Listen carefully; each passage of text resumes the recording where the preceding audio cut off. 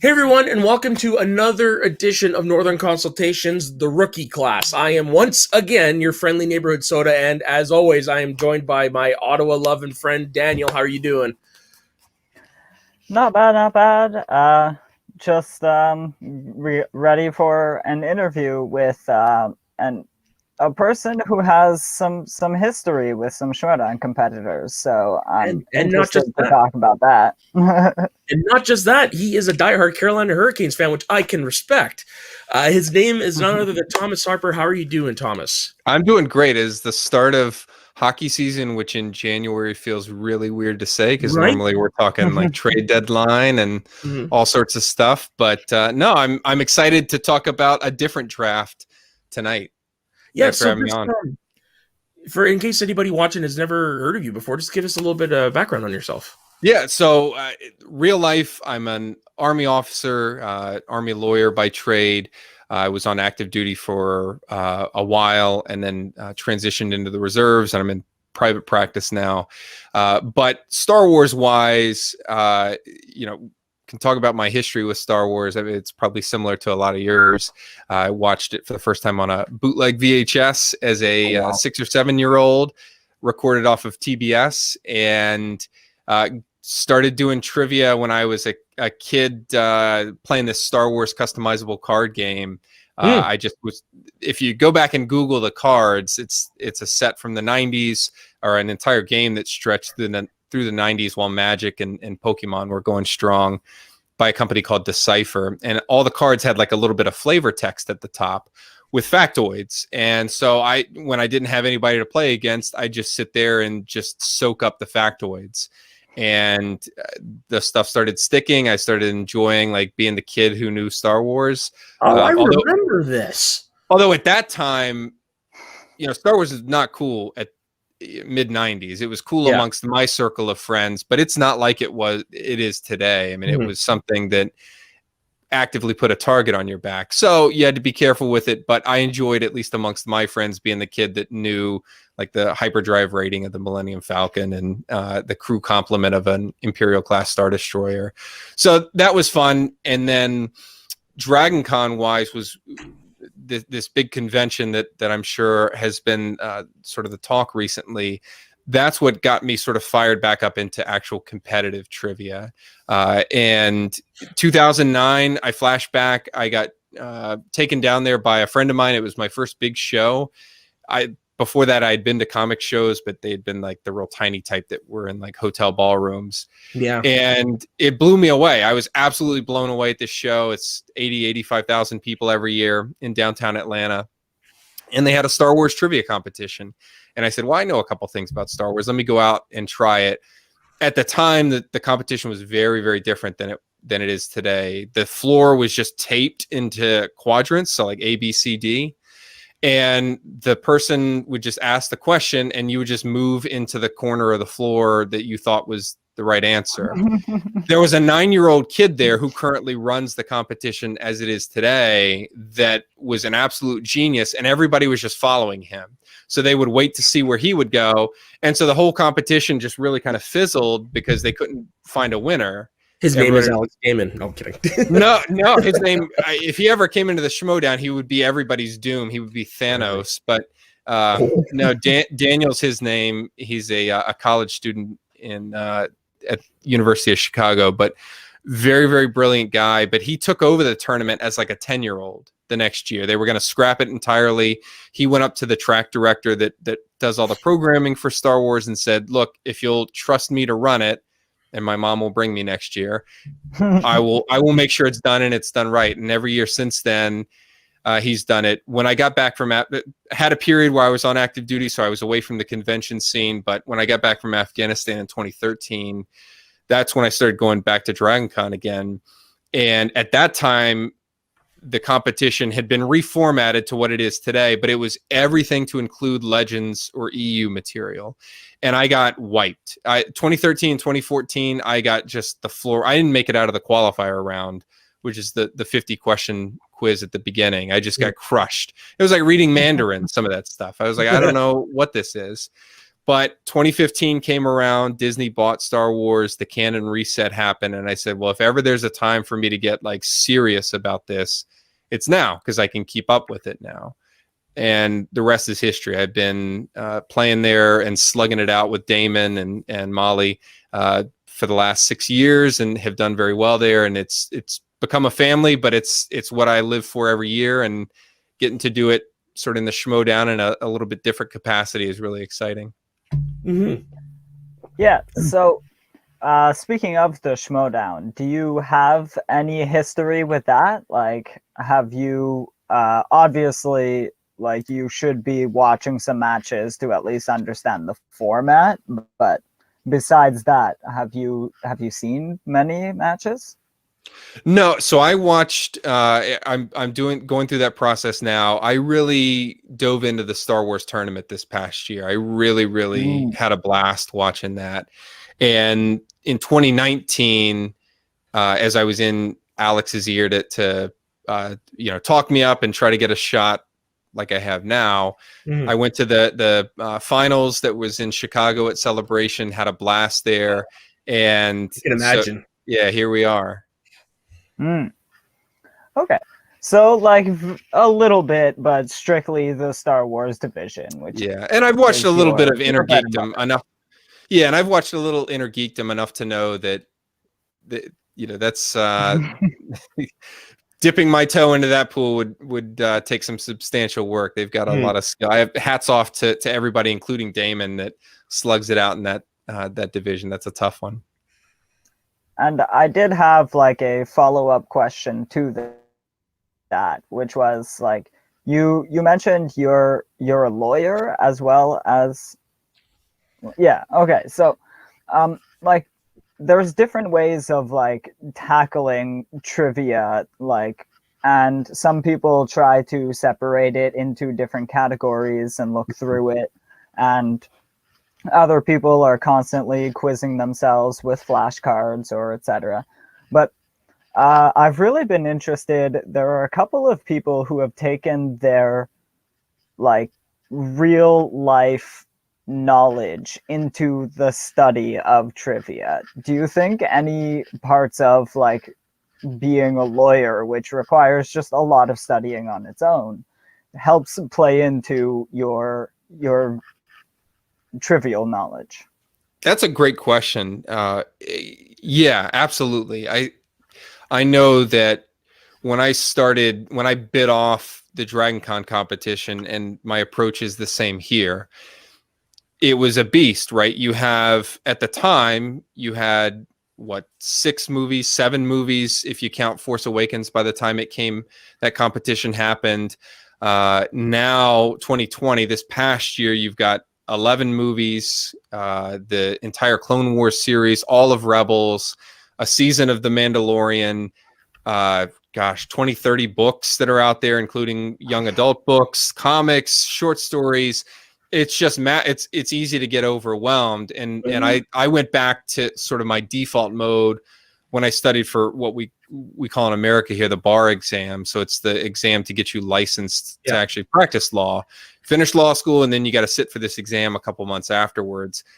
And at least in every state's test is a little different, but the bottom line and the common thread through all of them is that you're being tested on multiple subjects.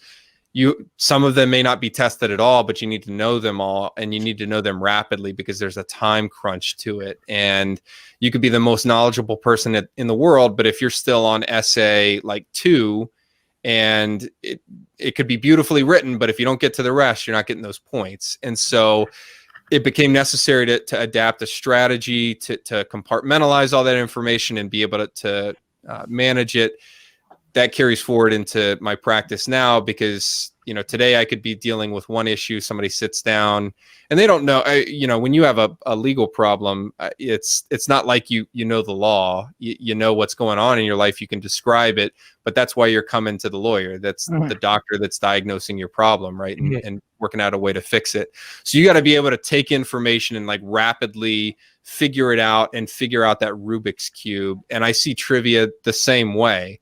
Whether it's getting a quote and saying, who's the character that said this, or identifying a character name or something like that. It meshes very well with just how I approach things and just my professional life. Right on. So what was it like to see some of your competitor, Alex, all of a sudden show up on this trivia show? I became aware of it because of Alex, and then I wanted to do it because Alex was in it, and I competed against Alex every year, and more often than not, he was down in the very nitty gritty of the finals, and that's what drove me. The competition, the work to get done or to get ready for Dragon Con, just like the work that it takes to get ready for every single Schmodown match, is tremendous, right? If you're doing it right, if you're taking it seriously, as I believe you should, and if you're marching into it to win, which I also believe you should, it takes a lot of work. And if I weren't motivated by the competition, by wanting to go in there and do battle and come out victorious, I don't know what the motivator would be to subject yourself to this sort of stuff. You got to love it. You got to love the movies. You got to love the franchise, and you've got to love that sort of test of grit and the opportunity. I always look forward to Labor Day every year, but it's a long 11 months in between those two, and getting a chance to fill that time with another competition, especially one where I've got the chance to go up against some folks who are not just skilled, but also folks that I'm familiar with.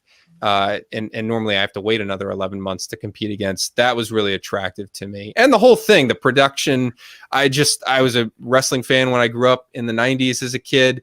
And, what better merging of two interests than the Schmodown? So I couldn't ask for a better opportunity. Yeah, 100%. Like, I'm a massive wrestling fan, so the first time I saw the Schmodown, I was like, I got it. Right on. Yeah, so I was just gonna ask, like, super simple question, and it's great to ask it in the Star Wars division because, like, worst case, opponent's choice, they're not gonna give you one of the movies. They're gonna give you like weapons and tech because it makes sense, or who said it. But that's a little bit of strategy for you, just in case you haven't caught that. What I was going to ask is just, what's your favorite Star Wars movie? So I always say, as a kid growing up, Jedi hands down was my favorite. And I like wore our VHS tape out of Jedi. I just could not get enough of the Battle of Endor, like top to bottom, the whole thing. Jabba's Palace fascinated me, all of it. As an adult, I've definitely gravitated more towards Empire. It's the Battle of Hoth, for my money, is one of the best battle scenes in any movie, Star Wars or not.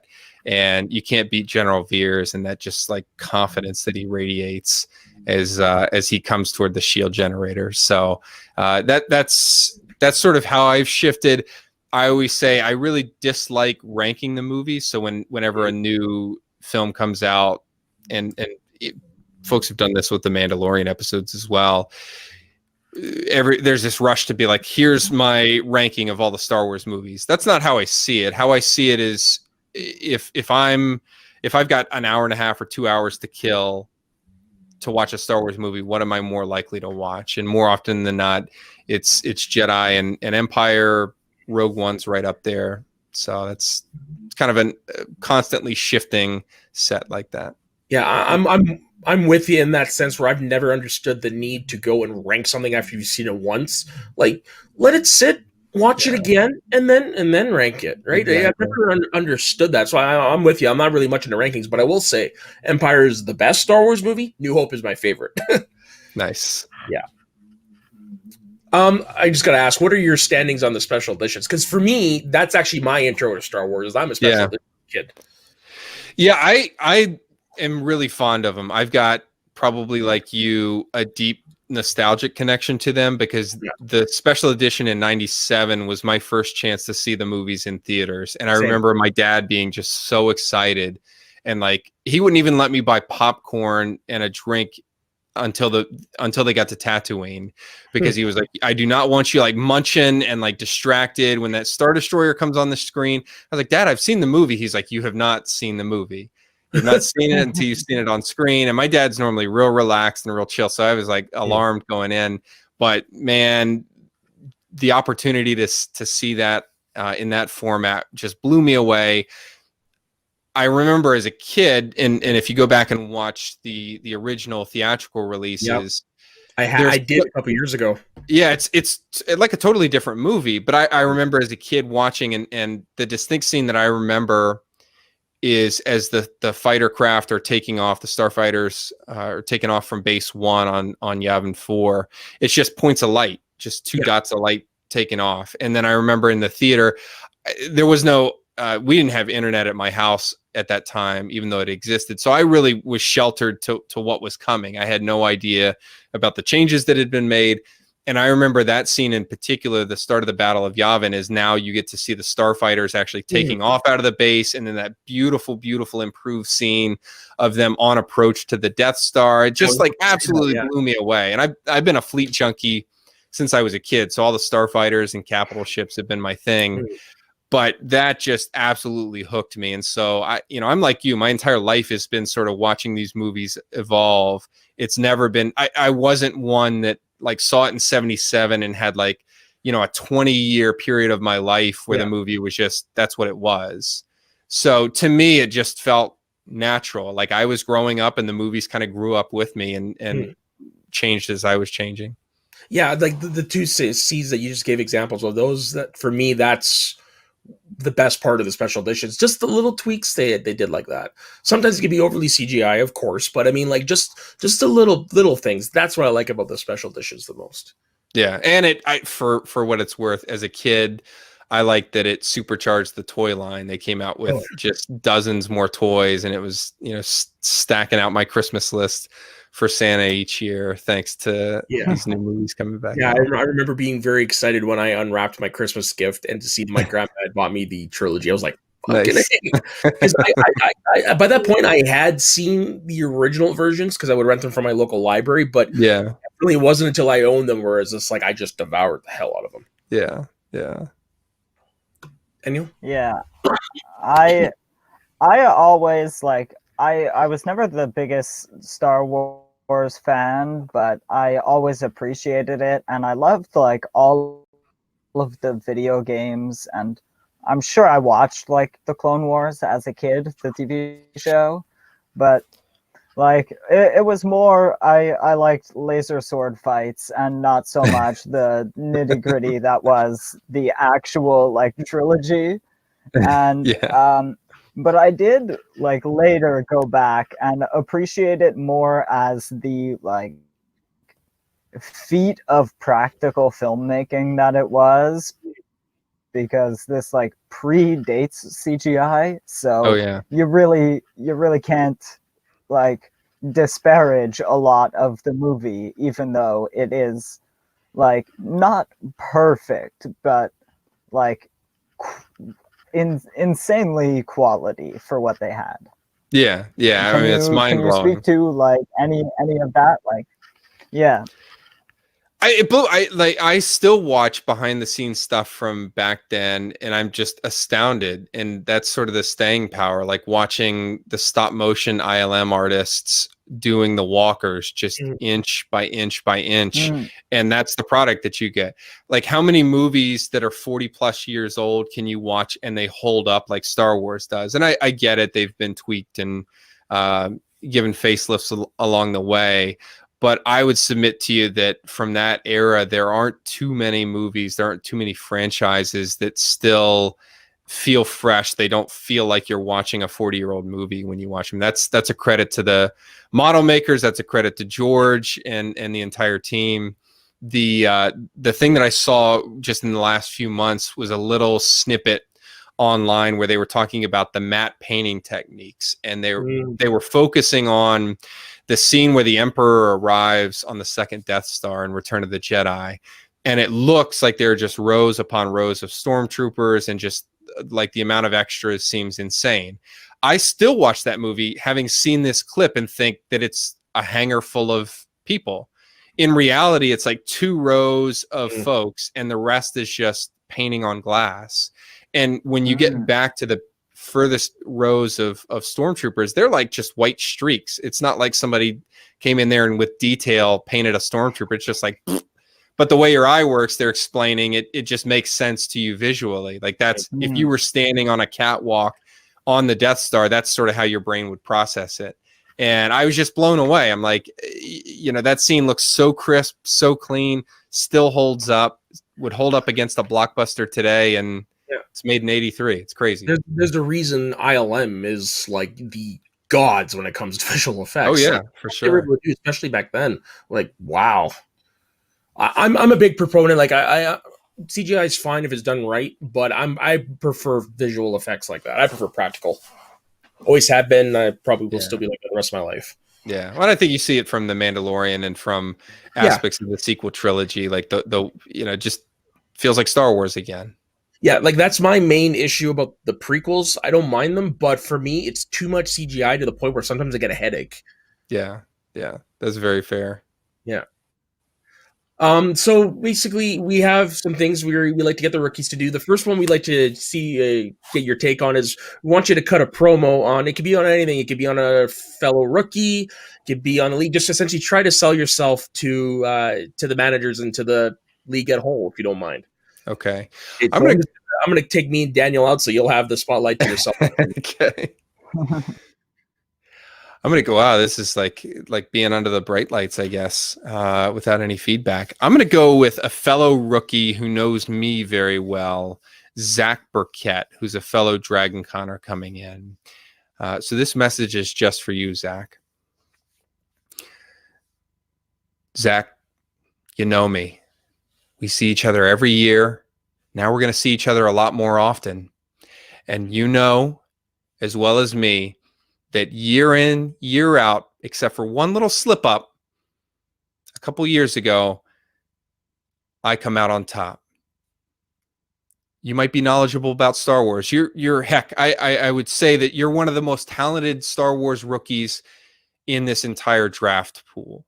A team, a faction would be honored to have you on. You're like the Emperor's finest legion. But I'm like those vicious Ewoks that are in the forest. The moment that you think you've secured victory, the moment that you wave that Imperial flag, you're going to hear that horn blow, and that's me coming for you. So I wish you well in the Schmodown, but I know that deep down you're praying that you and I never meet. Now that is a promo. It was funny. I literally just got off camera with him like about 20 minutes ago. Yeah, he's a nice guy too, so it's tough to talk. Yeah, good guy. Very, very personal. I had a good time talking to him. Yeah. Don't break continuity. We don't know what order these episodes are airing in. hey man, I'm just. We're full disclosure, recording a big chunk of them. Okay, there you go. Daniel, do you have anything else before I go into our closers? Yeah, I because you had mentioned it when you brought it up. There was some hockey story you wanted to mention. Oh yeah. So hopefully this will entertain you, even if you don't like hockey. But so I was deployed to Afghanistan and had been there for months and months. And I was telling you two before the show started live that we got a Slovakian captain that joined our little section. And one night he's packing up to go. We're getting ready to go off shift. And he's got a hockey stick in his hand. And I was like, where are you go? What are you doing with the hockey stick? And he was like, I'm going to play hockey. And I was like, where? We're on Kandahar Airfield Base in Kandahar province in southern Afghanistan. Where are you going to play hockey at? And he was like, there's a rink. I was like, there's a rink on this military installation? And he's like, yeah, the Canadians built it. The Canadians had run that base up until 2009 or so when NATO and the United States when the United States within NATO took it over. And he's like, well, come with me. I'll show you. Sure enough, I kid you not, there was a full size, not ice rink, because that wouldn't work. But a full size, if you had rollerblades or skates, you could have skated on it. But a full size rink with markings and everything, with fake ads along the boards, 2 goals. And I was like, well, I don't have any equipment. This is phenomenal, because he's meeting up with all his fellow Slovakian soldiers. And they've all come to Afghanistan with their hockey equipment, of course. And he was like, well, don't worry, we'll take care of that. The Canadian Army had left behind an entire shipping container sealed full of brand new hockey equipment, like street hockey equipment. Wow. Sticks still in the plastic, goalie gear, like full goalie pads, goalie helmet. And so from that point on, every single night I would get off shift where I was able to, I'd go suit up and I would go play hockey in the middle of Afghanistan.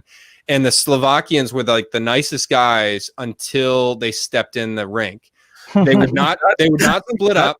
They would not split up. So it was all Slovakian team. They would not mix teams with any other nationalities, and they would stop speaking English, and they were surgical. I mean, it was like they came to win and to dominate. It was just ridiculous. I'm like playing and I'm like, oh man, that looks like something that the Hurricanes play. And I'm like, wait a minute, some of these guys have played like semi-pro and stuff. And so we got into we kind of leaned into the faction stuff. And so some of the Navy guys would team up. So it'd be like Navy versus Army or Air Force versus Navy. And then we'd all fight for the chance to get beaten by the Slovaks.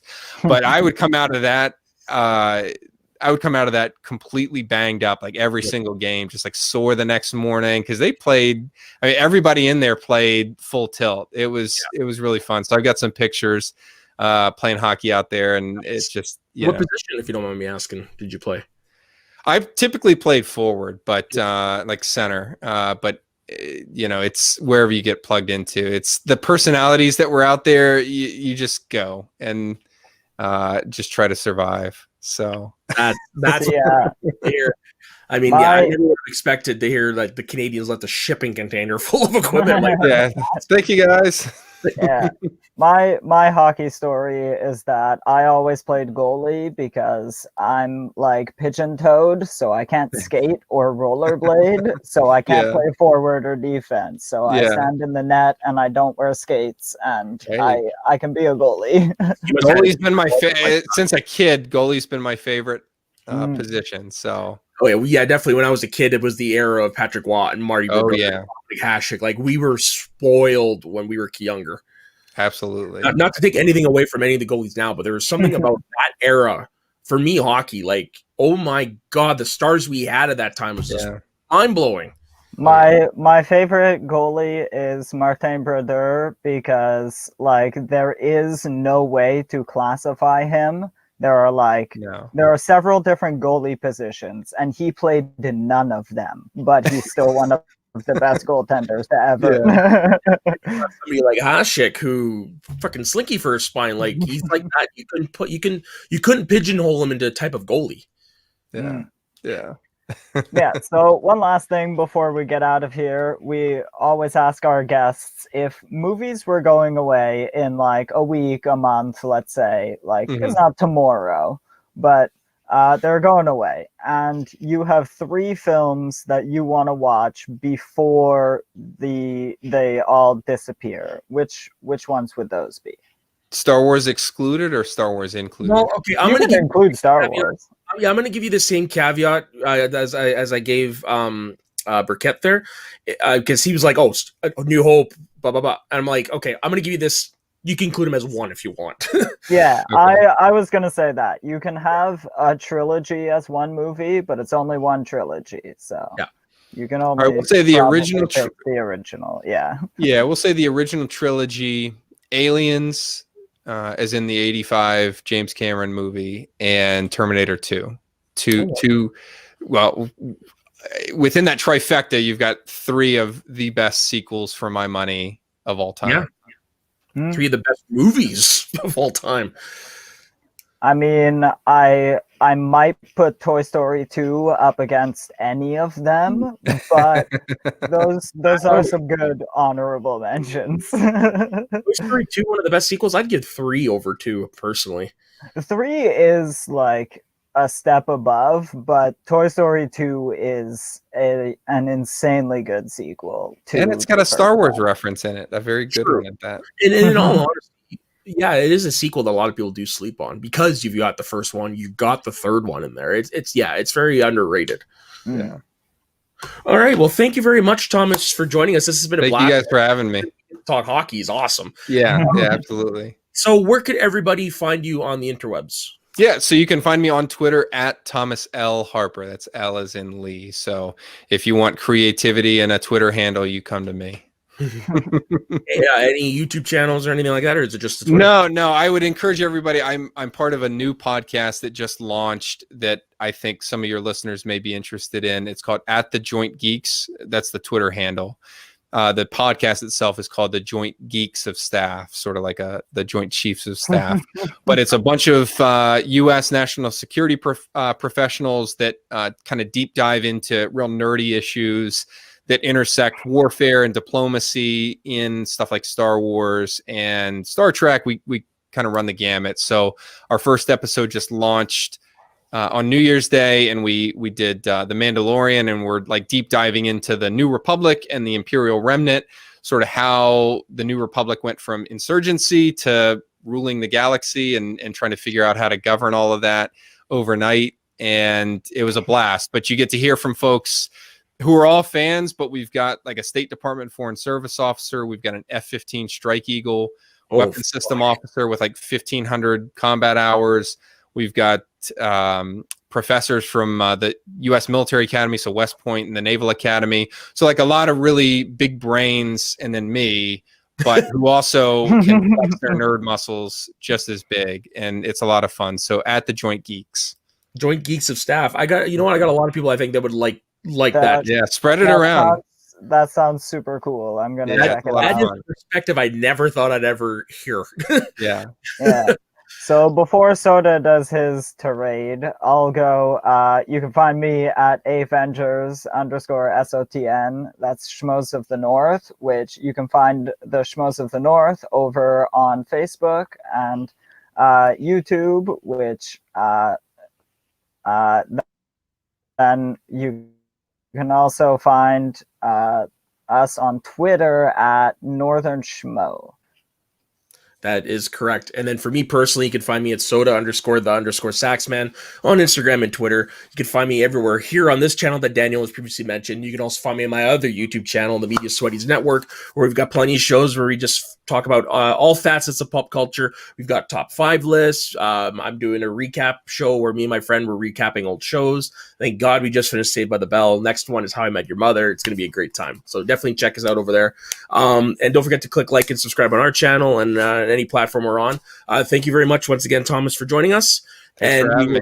Looking forward to seeing the draft, see if you get picked. I got a feeling because of your Dragon Con experience, you're going to get picked. I appreciate it. Thank you. Great. Thanks for having me. Of course, anytime. And also go Canes.